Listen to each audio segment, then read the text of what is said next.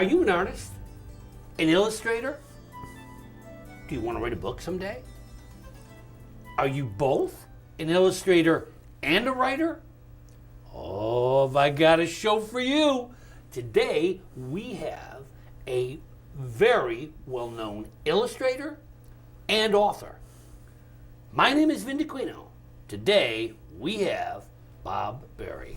How Bob, do you do, Vin? let's Nice to talk see you. writing. Okay. Bob, I've gone through your things. I am absolutely impressed. Thank you. You started out as an illustrator. That's right. And eventually you started writing novels. Tell me a little bit about that wonderful journey you've been on. Well, I started out as a graphic designer years and years ago. Always wanted to illustrate because I've drawn since I've been a little child. Started about 3 years old. Wow. So it's something I've always wanted to do. Have always enjoyed comic books and things like that, and I really wanted to get in. My goal in life was to draw comics. Wow. I did draw them for a while for independent comic companies.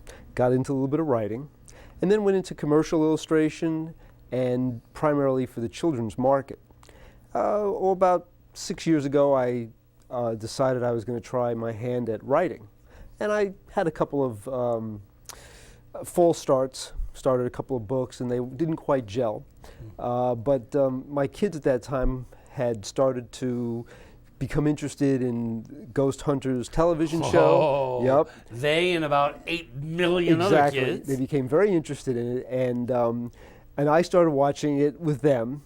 And I started to think that, well, my kids were teenagers, and they're really interested in Ghost Hunters, and this nugget of an idea started to gel, where I would do two teenage girls who essentially found a haunting situation at their school, and they would solve the mystery behind the haunting. And that's how this book, A Haunting at Richelieu High, came about. And now, I have to, at this point, tell you I was actually blown away at the cover of this book. And I need to put this cover out there because any people living in Mahopac will recognize almost immediately the school on this cover. This is actually the Lakeview School in Mahopac. And amazing that it's the school. Now, this is a school you actually went to. I went there as a kid. Yep. So you're a Putnam County boy. I'm a Putnam County boy. Oh. Yep, exactly. So, and of course, the Lakeview School was just a beautiful building, and it had to play a part in my story. And in fact, I use it throughout the book. Wow. And I also even use a few of the old teachers I had as kids, as a kid. You know, that brings some questions to mind. When I'm teaching writing, one of the things I try to let children know is, or not only children, writers, that people work differently. Writers work differently. Right. Some writers are able to see faces of people they know and incorporate those faces into stories that they're writing. Others, like myself, use real settings. Yes. Now, all of my books have real settings. Right. Because I have to see it. Now, the stories don't really take place in the settings I see. Right. But I need to see the settings. Well, I think I found for myself that that's true, that I like to put my stories in real places. And I've found that even with other stories I've started writing, that I like to set them in real locations. If I can get real people into the stories, that's also helpful. Yeah. For instance, I told you before that I used to play in a rock band back in the 80s. Yeah, you're a musician as well. I am a musician, and I'm writing a story about that. That's my second novel, and it takes place during the new wave punk era back in the late 70s. Yeah. So use what you know. Right, we played down in places in New York City like CBGB's, things like that. So I'm trying to incorporate a lot of those, real life people into the book, and I think it's a great way for new authors to work. Use what you know. Use what you know. That's very important. Now, so you're a triple threat. You are an illustrationist. Right. You are a novelist, and you are a musician, and you played in CBGB's? Yeah, we did. Yeah, Woo. we played there. Yeah, it was fun. A lot of fun. Yep. Wow. So, so I would definitely recommend to any author to use situations they know, people they know. You obviously change them if it makes sense to do that. Several of my characters in the book are drawn from real life. And all right, let's talk about that period in your life where you were doing illustrations. Now, these books are amazing. Some of the illustrations in here. Formal education for illustration? yes, yeah, I'm formally trained, although I probably taught myself more than anything else. But yeah, I am formally trained. Went to college for 4 years to illustrate. And illustration's a very hard job to get. I found myself doing graphic design, paste up, working for newspapers, that kind of thing, working for ad agencies. And in fact, I eventually did become a partner in an ad agency. And it was through that that was probably my first exposure to writing, because I would write television commercials and radio spots when the need arose. So, yeah. As you were growing up, did you have a journal? Did a sketch pad? Sketch Did you pads, save some of those, I hope? Yes, I have a lot of sketch great. pads. Journals, no, not so much. I've always done a lot of writing, but usually the old-fashioned way, by hand. But I didn't ever keep a journal, But your sketch pad, in a sense, was your my journal. It was absolutely. a writing journal. Exactly. The same way, or an artist journal. An idea journal, I would like to say. Yeah. Yep. I mean, I kept a journal too. I did both things. One very interesting thing, when I look back, I was like, wow, I can't believe I did that. But I used to have a calendar book. And on that calendar book, I used to write things about what happened during the day. Oh. And I would record, Right. basically, notes on what I did that day. Well, it's as you say. It's a diary. Yes, real things or good fiction comes from real things. I think so, yeah. And it's very important, I think, for writers to understand that your life is an inventory of wonderful ideas that you could use later. Now, you said in your book, A Haunting at Richelieu High, you said that some of these things actually were the real incidents that you. Real haunting incidents? Yeah. No real haunting incidents. I've never had any kind of paranormal experience. See. Well, not that I can really put my finger on. So you didn't go tromping through the graveyards? No, I did. no, I did. Yeah, for hauntings. Really? I actually did that. Yep. And went with paranormals, but you didn't. I did not, no. Mine is all fiction-based, and whatever I picked up from watching Ghost Hunters, things like that. Although I have a big interest in tagging along something like that and seeing an actual paranormal investigation. You would be amazed. I highly recommend that you go with a group of paranormals. Okay. And go on one of the investigations. I would love to. You will come out with a dozen novels. Okay. It is an amazing experience. Yeah, it sounds like a lot of fun. So where does haunting come in to this book? Give me an idea of the storyline without giving away too much. Sure. Well, the storyline is, let's see, it starts out with our protagonist, who is a young lady named Casey Watson. She actually attends a school called Richelieu High, which is a fictional school, but it's in White Plains, New York. That's where the story takes place, in White Plains, New York. There's a new student at her school, and that's the young lady on the front cover. She's this mysterious girl from Europe, who it turns out is the daughter of a paranormal investigator. Oh, see? Well, yeah, but somehow whenever she shows up, paranormal things start to happen.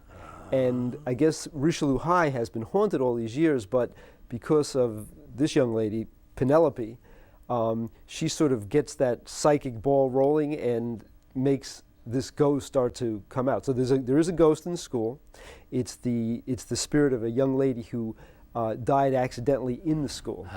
So. Yep. Now, so it's sort of a mystery. It is a mystery. They need to find out why she died. Why she died, right? And who caused it. Who caused it. And do they get. And somehow resolve it. And because you have to have some kind of resolution. Right. Yeah. And the thing with Penelope is that she is a psychic. And she does tend to get into these situations where she tries to figure out how these ghosts started haunting. There's always a tragedy involved, and then solve the problem. Now, your children were your inspiration in a way. In a big way, yeah. In a big way. Especially my daughter, because my Yeah, daughter. tell me about that. Yeah, well, she was at the age where she was looking at a lot of teen programming. She was just on the cusp of becoming a teenager. So a lot of that teen culture, this is only going back a couple of years, sort of came into our household all of a sudden, and that with the Ghost Hunters kind of gelled together for me. And in this book, I have my characters texting each other and emailing each other. So I bring a lot of that in. It's written in the first person. It's written by the character Casey Watson, although the young lady on the cover is sort of the hero. This is the daughter of the paranormal. Yes, exactly. It's narrated by her friend Casey Watson. And it in fact, at the time when I started reading the book, I was reading the old Sherlock Holmes books. And of course, that's Dr. Watson. Oh, yeah. So that's why Casey is named Watson. Yeah, yeah. And she tells a story about the adventures of her more talented friend. Okay, so now let's talk about some writing basics. Let's talk about where you write, when you write, and how you write. Okay. Well, where I write could be pretty much anywhere, because I did write this book on a laptop, and because I work at home, so I tend to be Mr. Mom. I take my kids to wherever they have to go. Wow. And there's a lot of downtime. But do you get a lot of that? Well, since you're not working, could you go? Absolutely. Yeah, I get the same thing. But I'm in the working. middle of a book. I'm yeah, always but you're not working. Right. That is working. That is working. Exactly right. So consequently, this book was written, sitting in the waiting room of ballet classes and waiting to pick them up at school, and sitting in the car waiting for karate lessons, that kind of thing. And I do write on a laptop. I find writing using Microsoft Word is me too. much better. I much prefer to type. When I first wrote Kissed Candy Days Goodbye, I had no idea how to type. Right. Computers weren't even around. Right. I hand wrote that whole thing. It's tough. It is so tough, especially the editing. When you've started there, and then you go to computer, and you go, wait a minute. Yep. Highlight, delete, Exactly. replace. Yep. Oh my God. Press the button for print. Yep. And then you don't like what you printed. You make all the changes.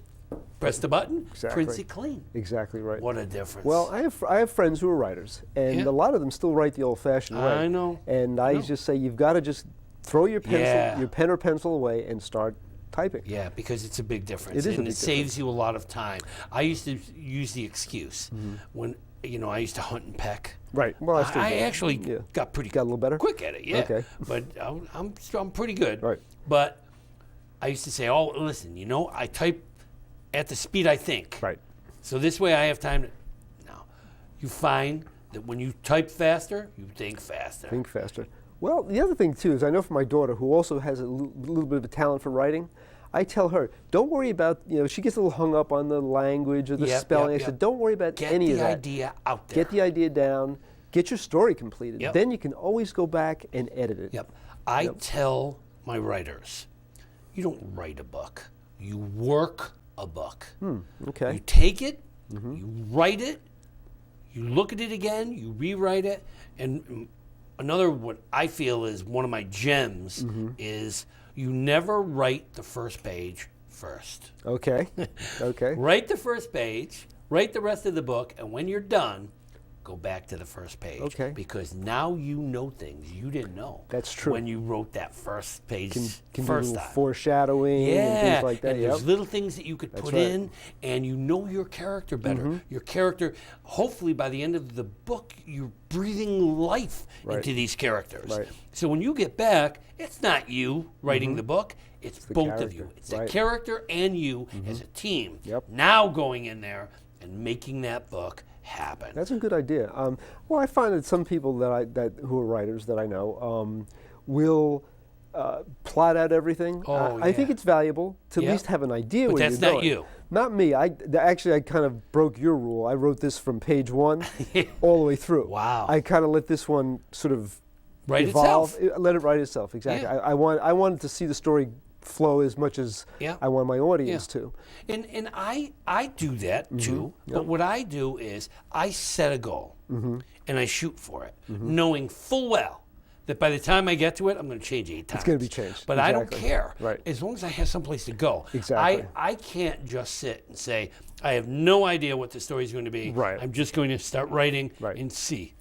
Yeah. I need a sense of where I'm going. Oh, well, yeah, that's but true, I don't yes. need an outline. Right. And I know, believe me, I know writers who outline the entire thing, chapter by chapter, and then takes write the book. I think to it takes that some of the outline. fun and spontaneity out of it. It gets hard to write that way. It is Yep. for some writers. some writers, And yes. that's one of the things I try to express and stress, that writers are different. Find out who you are as a writer. What works for you. Right. And another thing I tell the writers is, I know there are rules out there, and I know there's taboos and things you should never do. Right. They say, yeah, but what's actually right? I say, what's right is what works. Right. And you never know what's going to work. And it could break all the rules, but if it works, it does. But remember something. The rules are there, and the norms are there, because generally what you're doing doesn't work. Right. So be ready to face that. Right. Right. If it doesn't seem to be working, Right. it doesn't work. Doesn't work. Yep. And use people to bounce off, which is Absolutely. another question. Yes. Do your kids read your work? Yes, they do. They do. In fact, Wonderful. yes. In fact, when I wrote the first chapter of this book, I really did it as an experiment to see if it would even gel together. And I got about 6 pages into it, gave it to my daughter, and she read it, and she goes, "Dad, this is great. Write more." Oh, and that good. was really the impetus for me to continue. Because Did they ever read a part and go, yeah? occasionally I will bounce things Occasionally, off them, yeah, and yeah. she'll. Or they'd have some real good advice saying, no, Yes, kids don't absolutely. do that. No, my kids would give me advice. Absolutely. Good, So, excellent. That's yep. good. You're lucky. I am You're lucky, yeah, yeah. Now, this isn't the only novel you've done, or is it? It is the only novel I've published. Okay, I've got a but couple. you've written other. Got a couple more in the hopper, waiting to see what to do with them.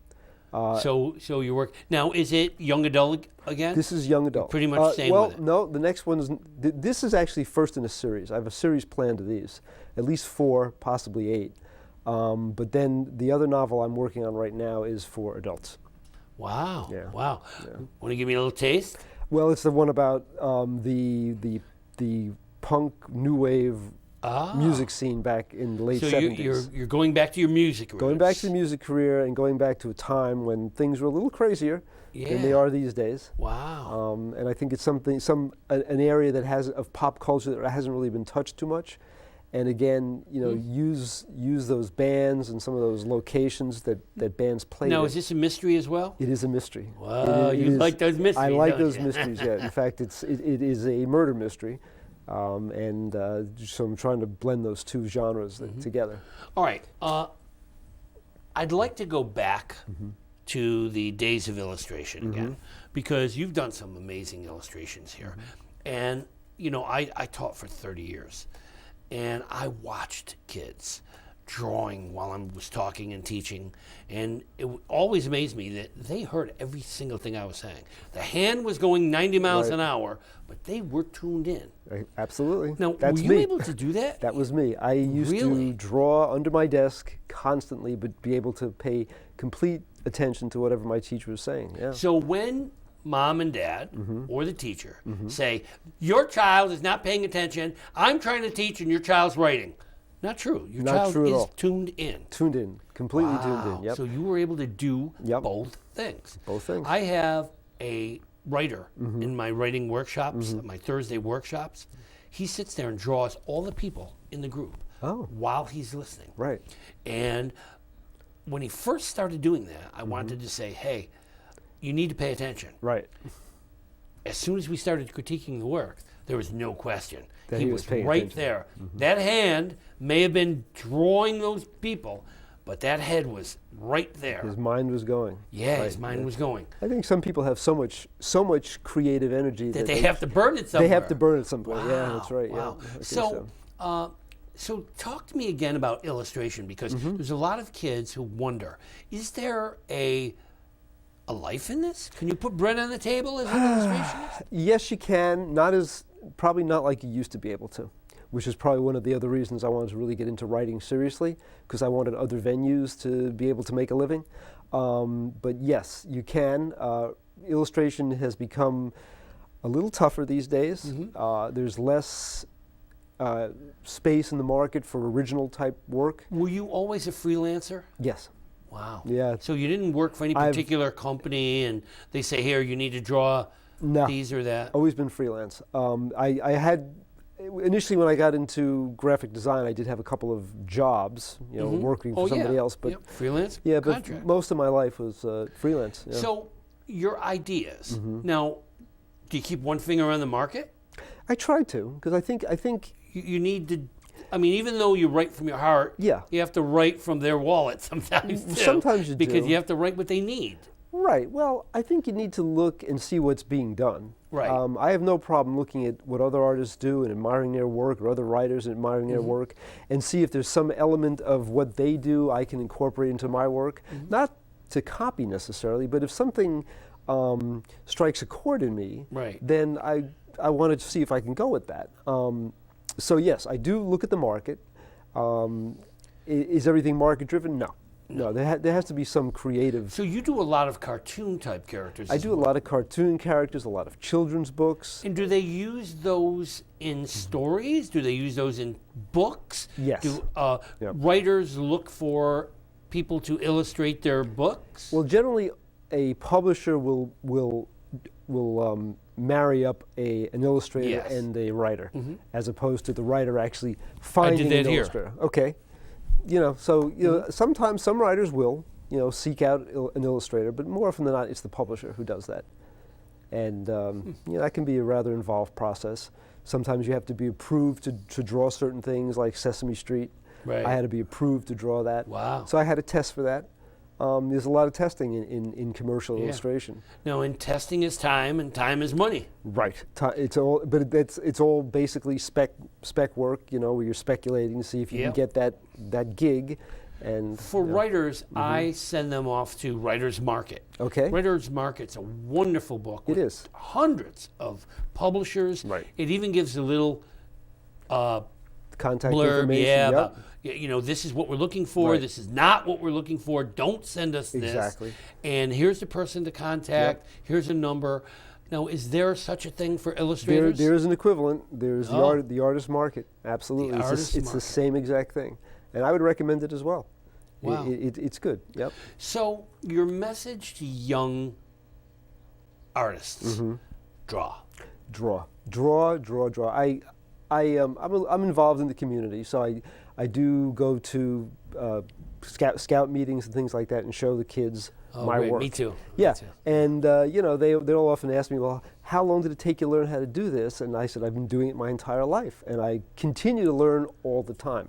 That's true for writing as well. Now, your book here, How to Draw Magical, Monstrous, and Mythological Creatures, is a how-to. It's a how-to. So you say, start here and then go to here. Exactly. So for young artists who are trying to learn to draw some of these mythical characters, that's the book for you. Absolutely. How to Draw. And it's a step-by-step approach on how to create these monsters. That's wonderful. Now, this book's available on Amazon. All my books are Barnes & available. Noble. Barnes & Noble, Amazon. All the usual places. Yep, they are. Wow. Yep. Wow. And is there a particular age group that you're aiming for with this book? For my novel, I would say 10 to 14. Okay. I've had older kids read them and like them. I get a lot of comments on my Facebook page. And then for these books, probably a little younger than that, 8 to maybe 10 or 12.